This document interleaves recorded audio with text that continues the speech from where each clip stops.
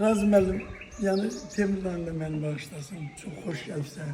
Sizin bu cəmaatla görüşünüz, hər bir kəndə gələndə böyük bir, həqiqi mənada böyük bir cəmaat arasında sizə qarşı bir xoş rəftar var.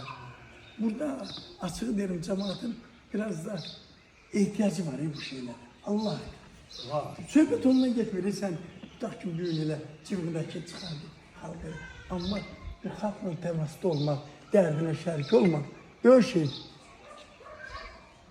Sağ ol. Ona görə də mən düşünürəm ki, bəli, indi mən İmişlinin deputatıyamsa, İmişlilərin yanında olmalıyam. Mənim vəzifəm də budur, öhdəliyim də budur, elə tapşırığım da budur ki, insanlar razı qalmalıdır, insanların yanında olmalısan, insanlara vəziyyəti izah etmək lazımdır, insanlara dövləti izah etmək lazımdır, dövlətin problemini izah etmək lazımdır, insanların problemlərini dövlət orqanlarına çatdırmaq lazımdır.